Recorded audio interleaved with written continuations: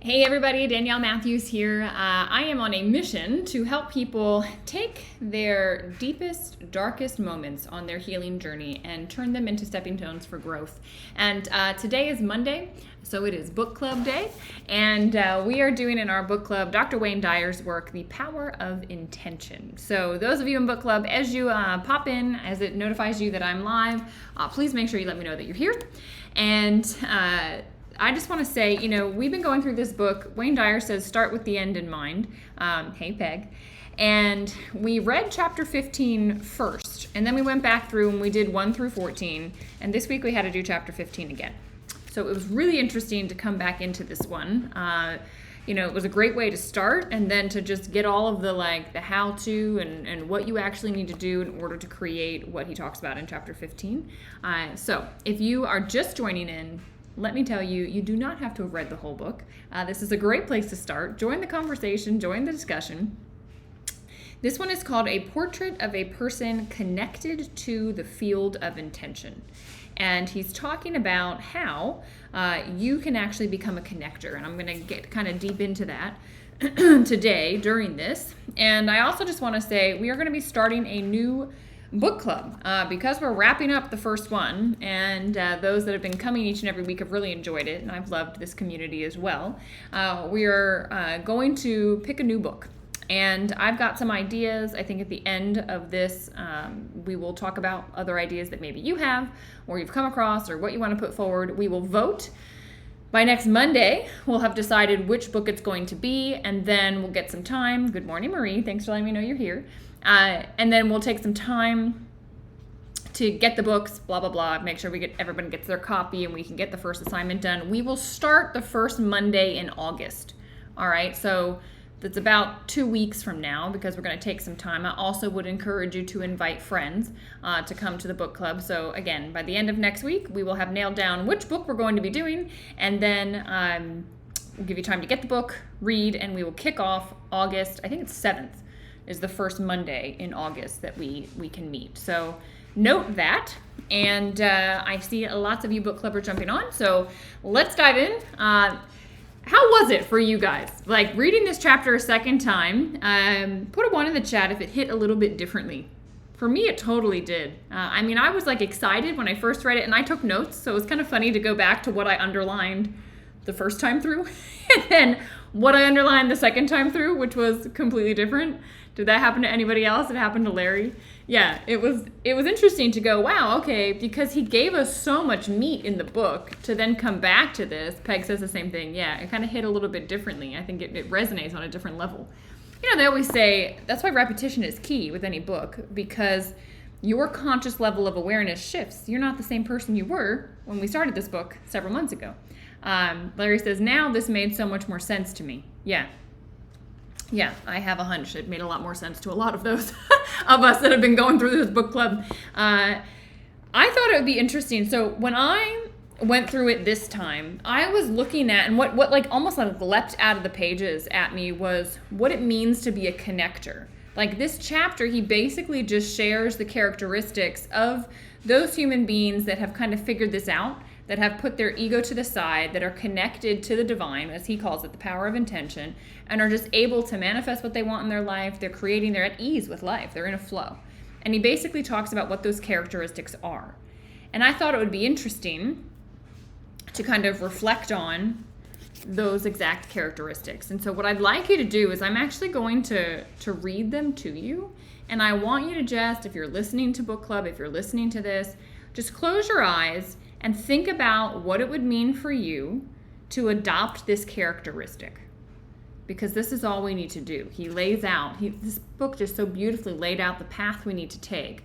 But I'm just going to read, what it means to be a connector. Now remember, connectors are those that are connected to the field of intention always. So here we go. Connectors, just close your eyes, visualize this. Can you do this? Can you integrate this? Connectors don't place their thoughts on what they don't want. Connectors won't attempt to win you over with their point of view in debates. To connectors, everything that shows up in their life is there because the power of intention intended it there. So they're always in a state of gratitude. Connectors describe themselves as living in a state of appreciation and bewilderment. Connectors appreciate the world and everything in it. Connectors aren't surprised when synchronicity or coincidence brings them the fruits of their intention. Connectors don't brag about their good fortune, but are in a perpetual state of gratitude and radical humility.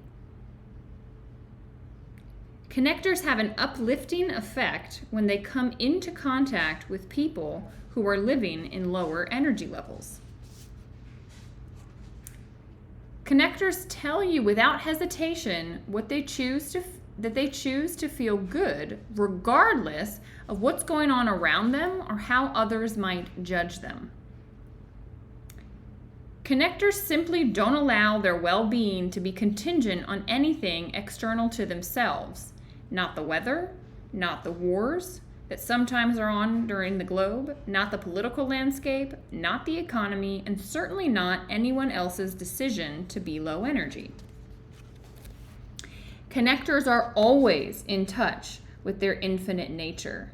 Death is not something that they fear. Connector people are exceptionally generous. It's as if what they want for themselves is dwarfed only by wanting it even more for other people. Connectors are highly inspired people. They live more in spirit than in form.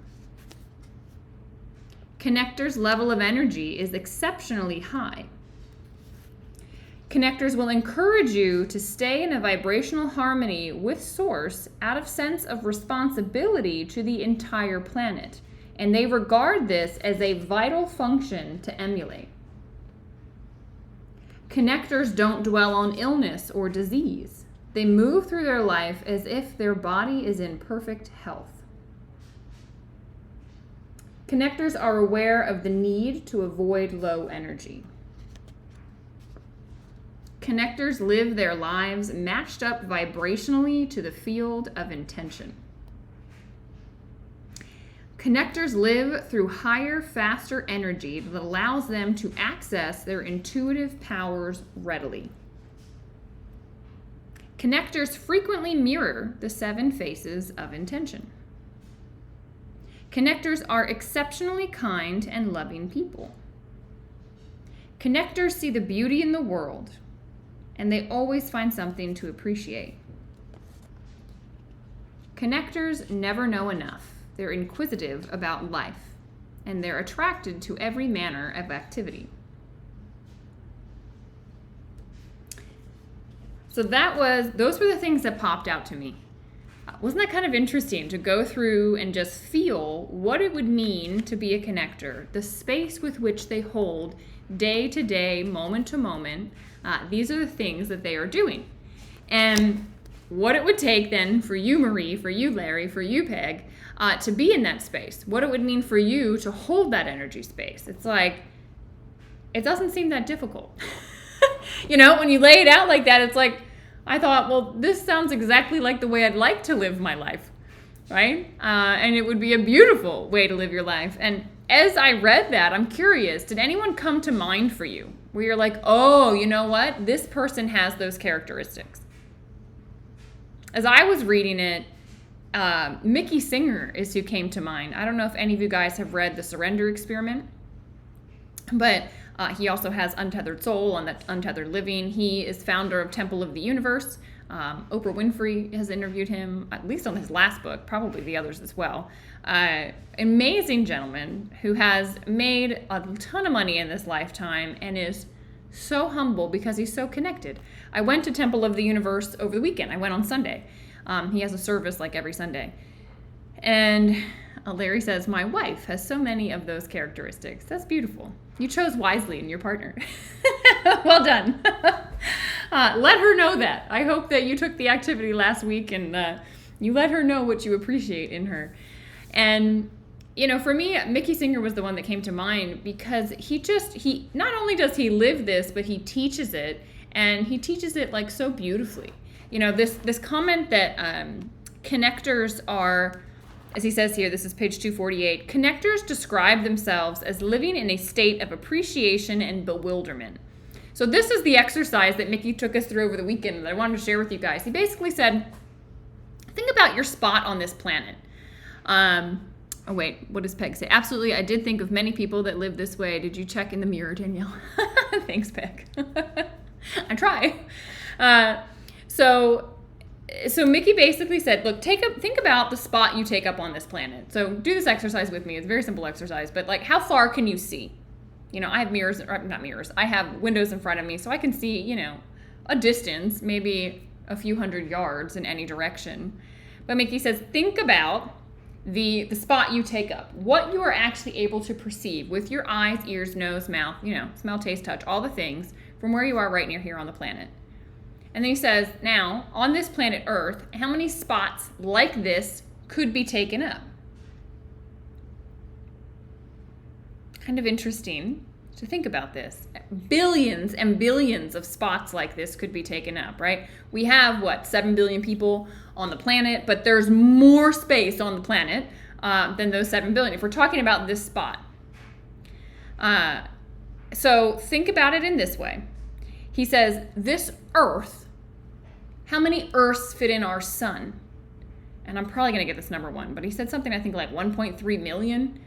I don't think he said billion. Anyway, it's a lot. A lot of Earths fit in our sun, okay? And then he says, now how many other stars are there, right? That's our closest star, our sun. How many other stars are there in this galaxy? And then how many other galaxies are there?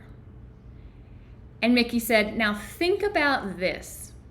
You have been gifted with being present in this spot on this planet Earth, which is unlike anything else that we're able to see in our galaxy. And he said the bewilderment that should be bestowed upon your mind in any given moment is like, you can't even fathom. How can you not appreciate the life that you had? He said, just think about how amazing it is that without having to do anything, you have the oxygen you need to breathe. Without having to do anything, all of these things occur in life. And he said the problem is that our mind, the human mind, takes this awareness and it shines it directly on what the ego says. And so we're so self-obsessed with our own thoughts and how this is or that is, or how this person made me feel and my spot in existence, and what the things that are occurring right in front of us take up so much of the energy that he said the light can't go anywhere else. It's as if you put your hand in front of your face and all you saw was your hand. So you can do this or just view me doing it. But if the light of awareness is just looking at the hand for an entire lifetime, all it's going to see is this hand, and it's going to be obsessed with the hand. But the moment that you take the hand away, all of a sudden everything else appears. And he says that's the same thing with this consciousness that's flowing to us and through us. Same thing that Wayne talks about, this power of intention that we are connected to. We direct it, and so many of us are just directing it on what the ego mind says, the things we like and the things we dislike, what somebody said yesterday and what we might do tomorrow, or how somebody treated you 6 years ago and how now every time that you see this certain thing or you hear this certain name, you get triggered by it. You're staring at your hand. And he says the moment that you take the hand down, right, this is the moment that consciousness can experience everything, and then you have other things to be amazed by, to be in bewilderment of. He says that's the power. And so when I read that, I went, oh my God, that's it. And what I love about Mickey's teachings is he tells you how to apply this in the moment. So he says, start moment by moment. Like, just be amazed at the person in front of you driving that's frustrating you. Rather than focusing on the mind being frustrated about it, just be amazed at how, this car is in existence, how the thing even runs, the fact that you're able to be in one, the fact that you have air conditioning, all of these things that you're taking for granted that is actually quite amazing is unfolding right in that moment.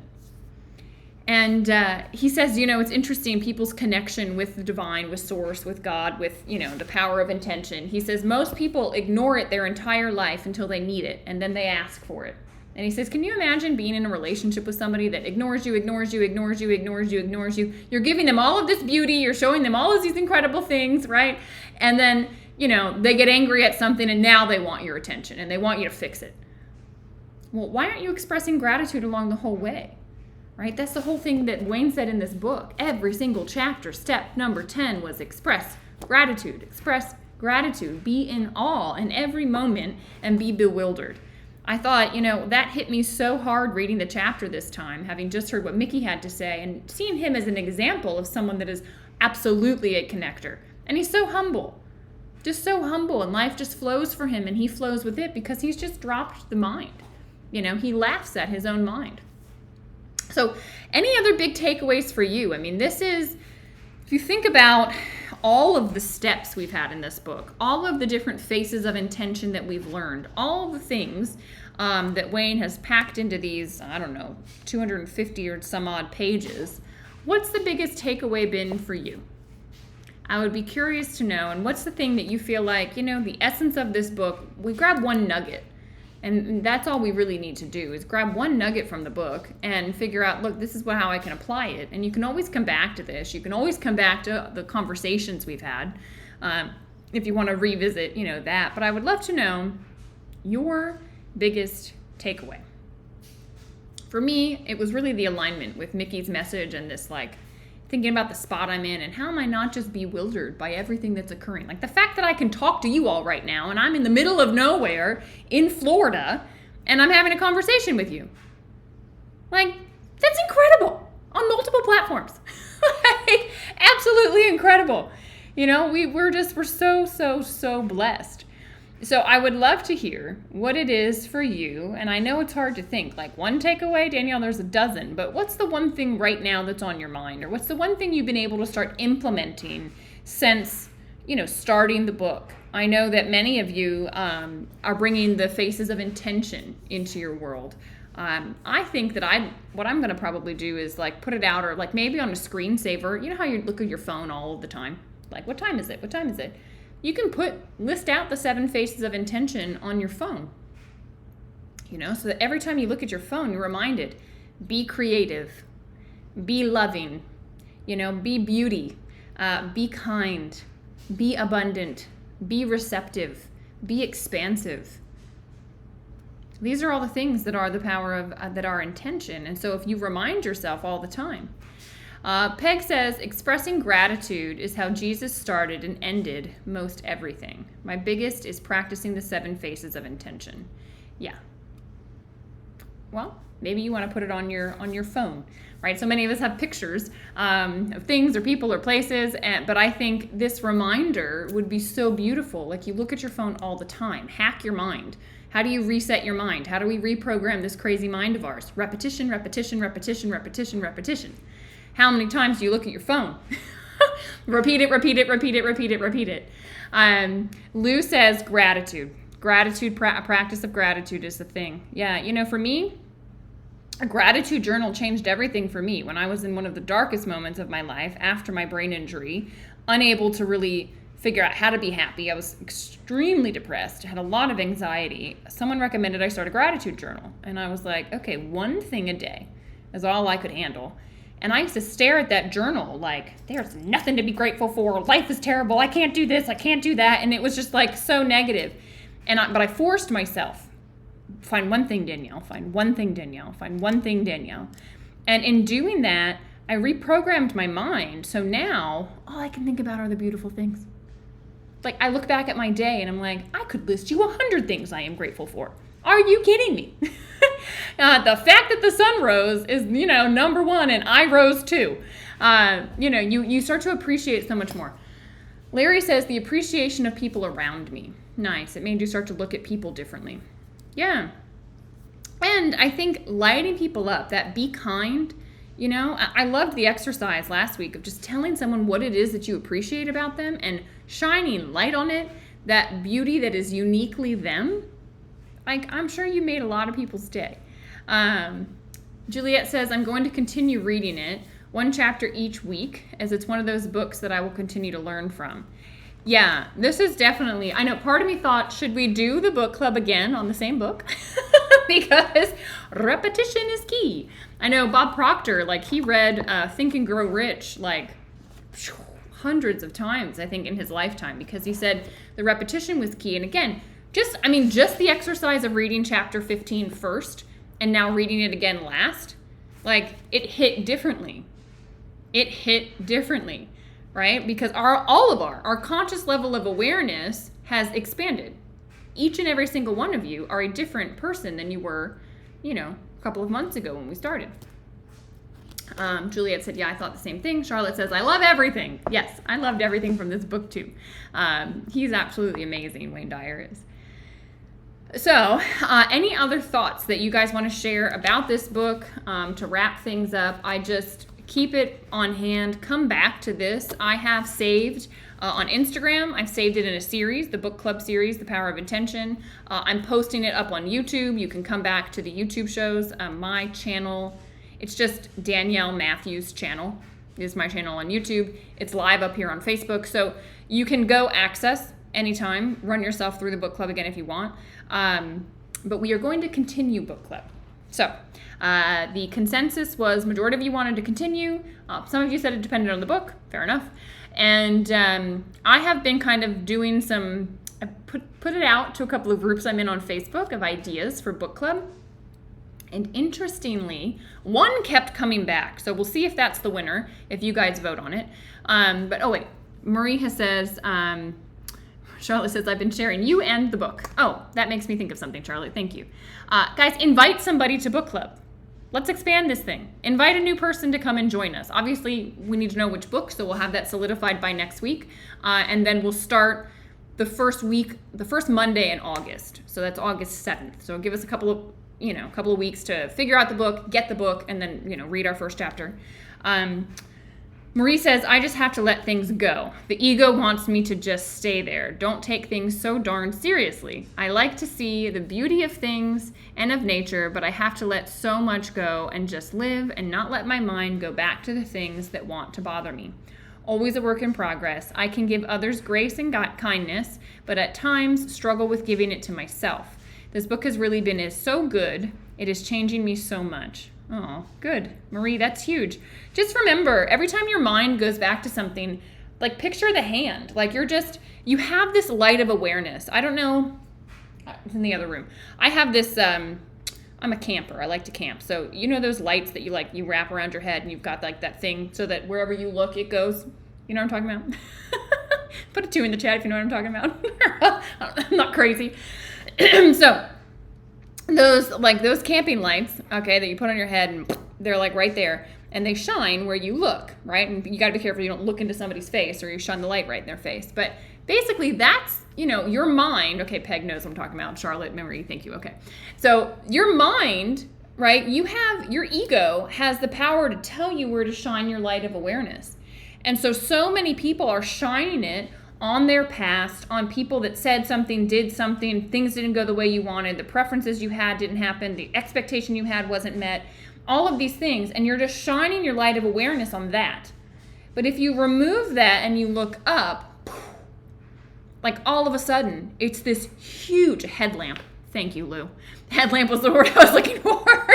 So now that headlamp can shine out onto everything. And that's the same with your light, this light of awareness. Now, it's on everything and you're in awe at what is actually in front of you. And you've stopped your mind from controlling you to think and keep it so small. This light is huge. But when you just focus it on one little thing, you're not maximizing the use of it and you're driving yourself crazy.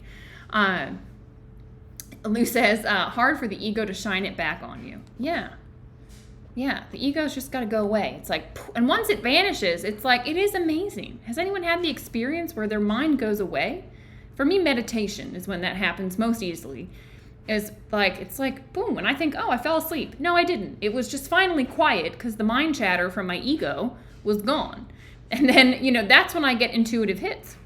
In the morning time when things are still and they're quiet, this is when things start to drop into me. And sometimes it freaks me out how on point they are. I don't know if that's happening with anybody else, but it definitely happens with me. So, I'm so excited. So I think We get active in Telegram. I'm going to read to you just now. I don't know if anyone's read these books, but I wrote out. There has been a variety of recommendations. The 4 Agreements was a recommendation. Tell Yourself a Better Lie. Never heard of that book. Recommendation, though. The Body Keeps the Score. This one's come up a few times for me. It's about how your emotions basically get locked up in your body. Your body's telling you a lot about what's going on. Remembering the Light Within. Loyalty to Your Soul. Louise Hay's book, You Can Heal Your Life. And then Eckhart Tolle's The Power of Now. These were suggestions that were given to me. Oh, and also Bruce Lipton's book, Biology of Belief. So these were all recommendations. I'm going to, I think, narrow it down to a handful, and then we'll put out for a vote for you guys, because obviously it's our book club, so we can all pick what we'd like to do. If you have a different book, Peg had recommended Power versus Force. I think that book is a little long, Peg. I have to look back, but I want to say that's a really thick book. And I'm a little nervous. Like 250 pages took us 2.5 months, right? 3 months? We've been at this for a while.